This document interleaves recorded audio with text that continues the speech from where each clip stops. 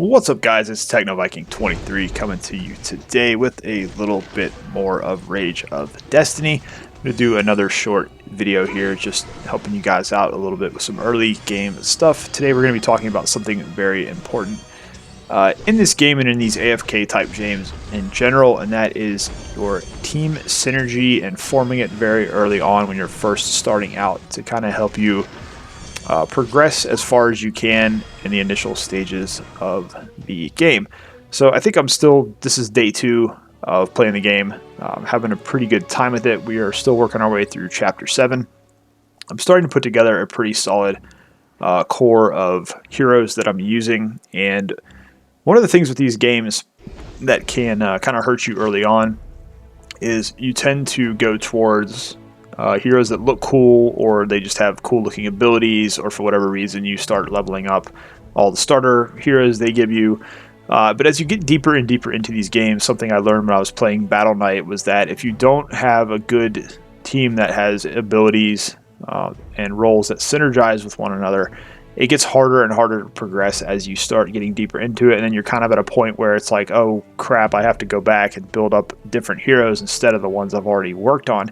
Now, prior video we talked about how to reset your hero and basically take all the resources off of them and then go and reinvest them back into another character. So this game kind of alleviates that a little bit. If you make a mistake, it's not a big deal. If you decide you don't want to work on the current hero you're working on, you want to take all the stuff off of them, put it on somebody else, you've got that option to reset them twice a day, which is really cool. Gives you a lot of leeway with what you are working on. And you can also go into the album and test out the heroes to kind of see what they look like before you start investing in them. But this is my main team, my top 5 right here that I've kind of started to build over everybody else. Now, I did get some really good polls. I do have a couple of heroes here that I want to start working on as well. Like Hathril here, we did get him, even though he is one of the challenges that we can get in 14 days. We actually did pull him, so I do have him there. I've also got Yanala here, who is pretty good as well.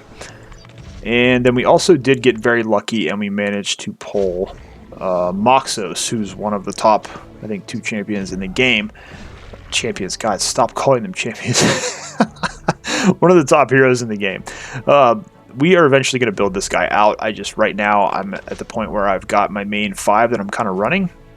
We're going to kind of talk about how that works. In this game, you kind of have a placement when you are putting your heroes into battle. You want to have 2 very durable tank type characters in the front, and then you want to put all of your DPS, your squishies, your healers are going to go in your back row.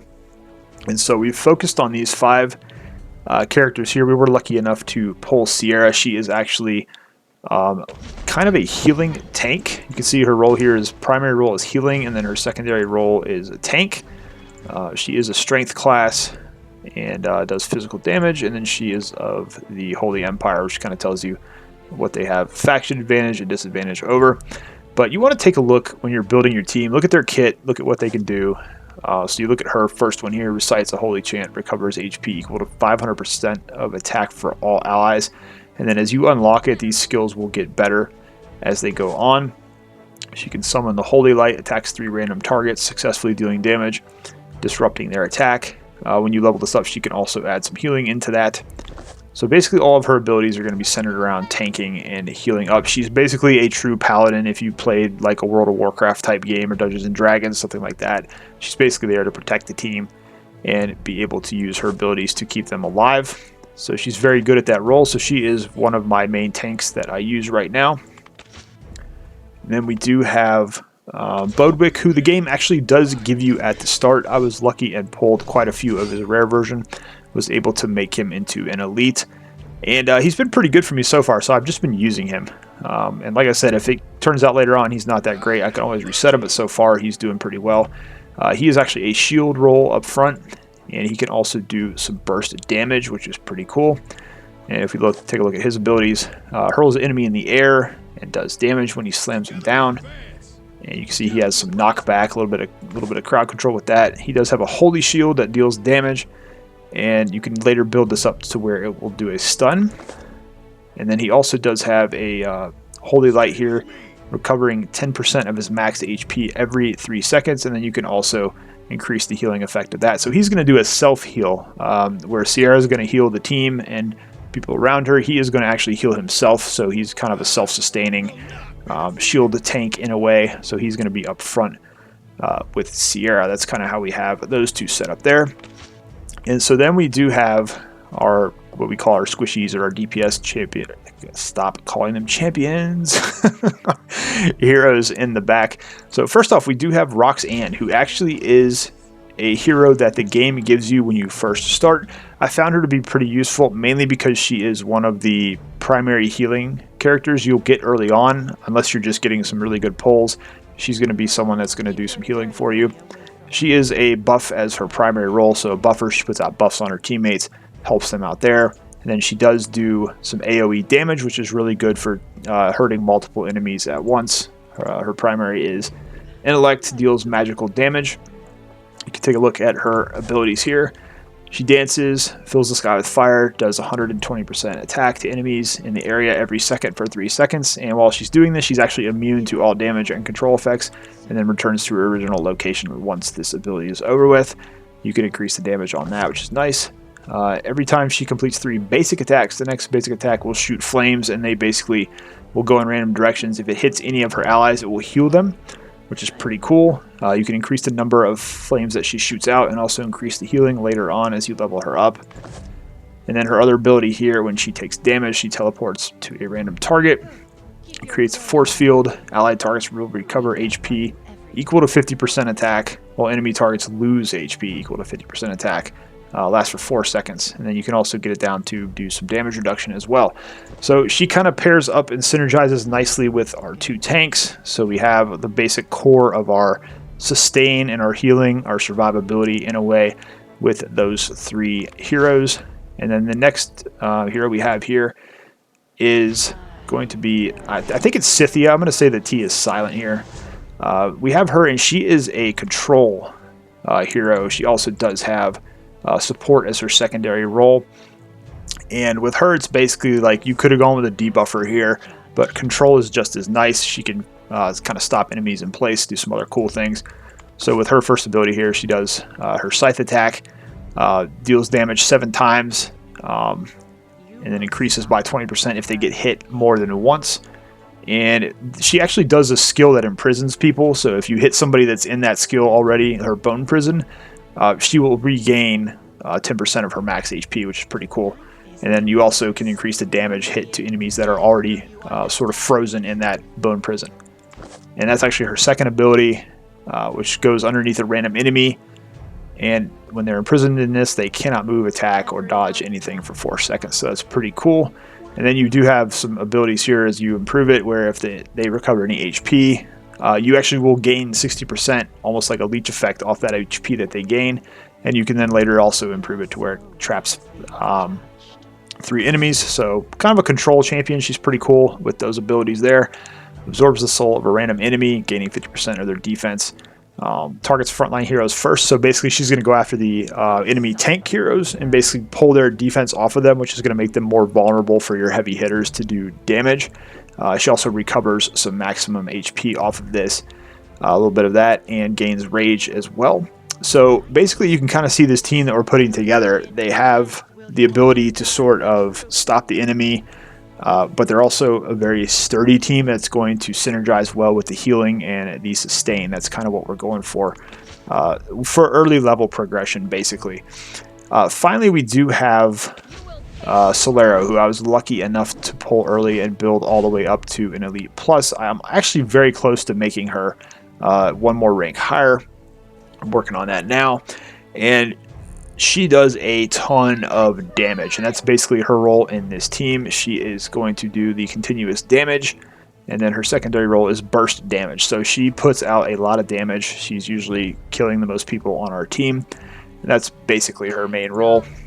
You can see here she gets 100% accuracy, recovers 5% of her maximum HP every second, which lasts for 10 seconds. So you can see she's also self-healing as she's doing damage, which is what makes her a very solid character here, and she fits right into that sustained role we're going for with this team.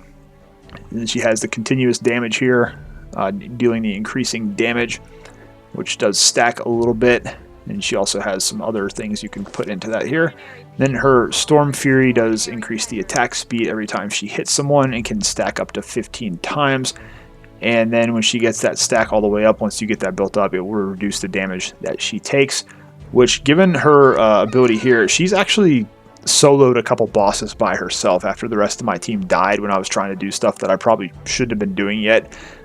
She's just an excellent hero in this game. So that's kind of why we have her in there. Very lucky to pull her. If we hadn't gotten her early on, we've got a couple other options that we could have built for damage. But I like this team that I put together so far. Like I was showing you guys, it's basically 5 heroes that go together well.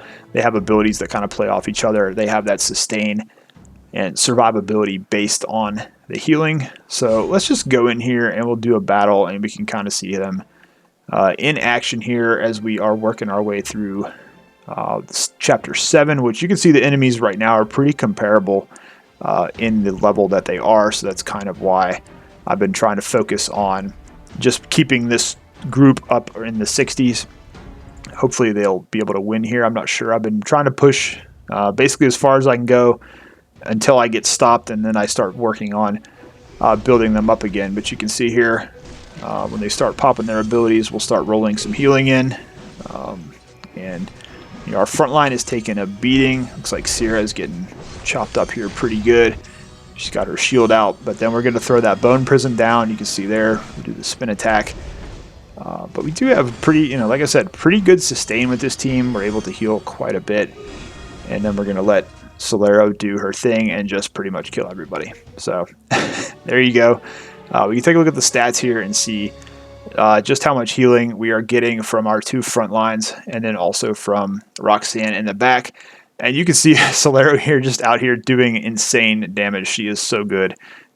Great hero to have in your roster. If you do have her, try to work on her, get her built up, and put her up with your main squad, because she is really, really solid at putting out that damage. But you can see it's basically her doing most of the work, and then we've got our 2 tanks that are up there taking the damage, healing up, and then Roxanne's back here doing a little bit extra healing for us. So that's kind of where this team plays together and gets their strength from.